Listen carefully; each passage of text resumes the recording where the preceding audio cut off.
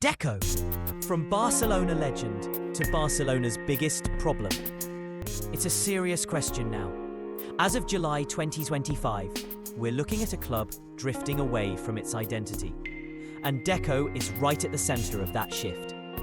Fans trusted him. Now, many are calling for his resignation. And they're not wrong. Barca belongs to us, the fans, not to Deco. He's just an employee doing a paid job, not someone emotionally invested in the club. Tomorrow, he might be working elsewhere, but it's the team and we, the fans, who will bear the consequences of his poor decisions.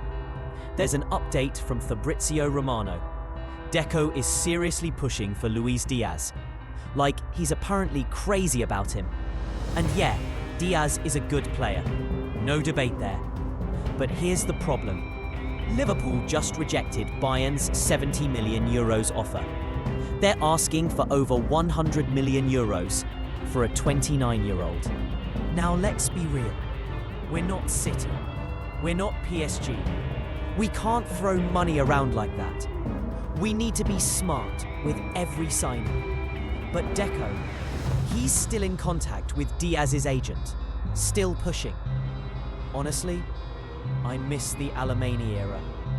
Back then, we were fighting for players like Koundé, Lewandowski and Rafinha, going toe-to-toe with other big clubs. And the craziest part? Even Joan Garcia, our only real signing so far, that wasn't even Deco's choice. Flick asked for him. Deco didn't. So what exactly is Deco doing? Let's start with the obvious problem. Jorge Mendes. Deco was never an experienced sporting director. He came into this role with one qualification: his ties to Laporta and his ties to Jorge Mendes, one of the most powerful agents in world football. For those who don't know, Deco worked directly under Mendes' Gestafute agency before being hired at Barcelona. He wasn't a rival to Mendes. He was part of his network. And now, as Barca's sporting director, his transfer strategy reflects that. Let's look at the pattern. Joao Felix, Mendes' client. Deco pushed for him. Luis Diaz, heavily linked. Another Mendes connection. Deco tried to push for Conceição over manager Hansi Flick's preferred options. Surprise! Conceição is also linked to Mendes' sphere. This is the emerging reality. Barcelona is slowly turning into Mendes FC. Signings aren't based purely on sporting needs anymore. They're influenced by agent ties. Instead of building a team, Deco looks like he's building favours. And that's a catastrophic model for a club already struggling financially and institutionally. Barcelona's motto is simple: Més que un club, more than a club. And that's always been true because of La Masia. The academy built Barcelona's greatest generation. Messi, Xavi, Iniesta, Busquets, all homegrown. Even during tough seasons, Barca leaned on academy players to stabilize. But under Deco, that philosophy is dying. Ansu Fati, once seen as Messi's heir, was sent on loan to make space for Joao Felix last year. Arnau Tenas, a talented keeper and academy product, left for free. Ilyasa Komac, gone too. Even Nico Gonzalez and Abdi Ezalzouli were sold, while Barca chased overpriced replacements. Deco's logic seems simple. Instead of promoting, buy. Spend on flashy names, many connected to his personal network. Instead of trusting Rooney Bardghji or Tony Fernandes, he wants Luis Diaz. Is it sporting strategy or agent deals disguised as transfers? Either way, La Masia is losing priority. What makes all of this worse is the clear failure to address the squad's biggest weaknesses. Right now, Barcelona's defensive line is paper thin. Christensen is gone. Araujo stays, but is injury-prone. No quality centre-back has arrived. The midfield? After Gavi's long-term injury, And Busquets' departure. That area needs immediate reinforcement. And yet, Deco's obsession? Wingers, flashy attackers, players the squad doesn't urgently need.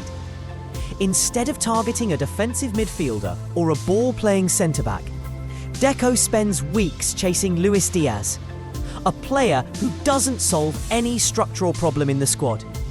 This isn't just incompetence, it's negligence. The team is unbalanced, but Deco seems unaware. And don't forget Joan Garcia. After 2 months of indecision, Deco finally closed a deal for a backup goalkeeper. That's the only proper signing so far in this window. No striker, no defender, no defensive midfielder, but plenty of energy wasted on chasing Mendes-connected players. Deco's incompetence isn't just visible in transfers. His public statements raise even more red flags.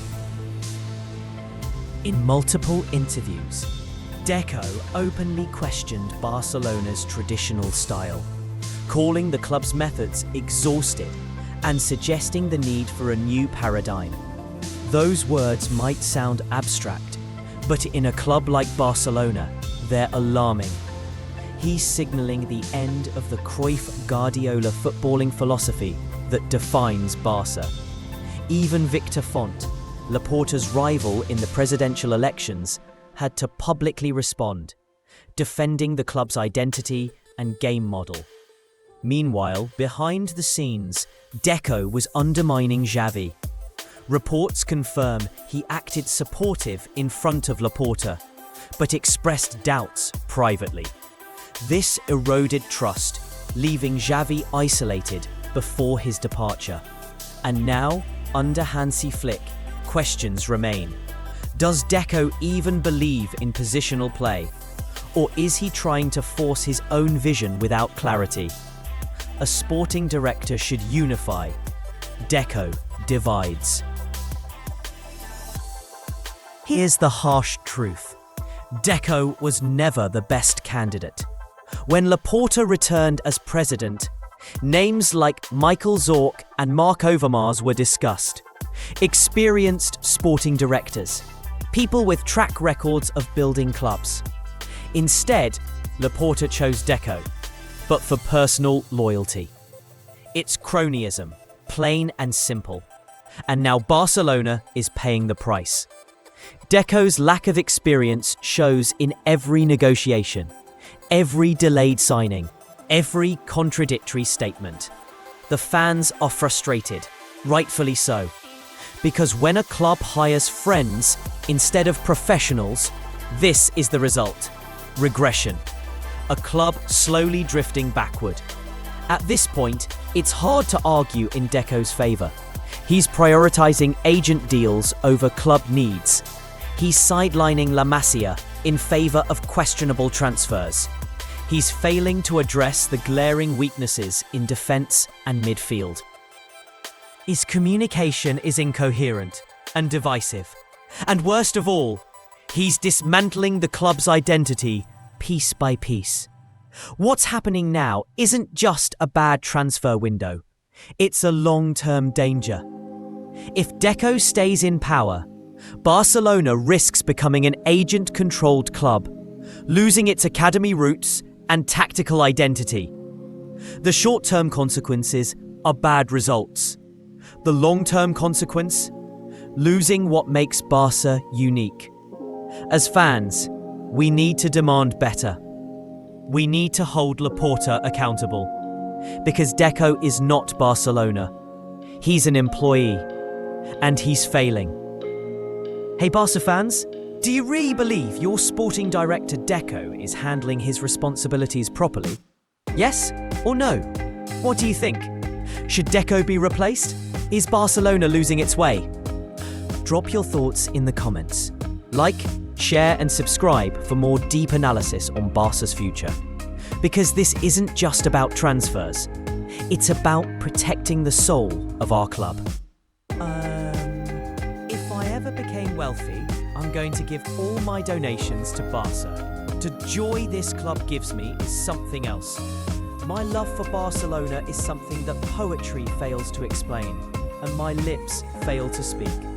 Cannot wait for season to start. Visca Barça.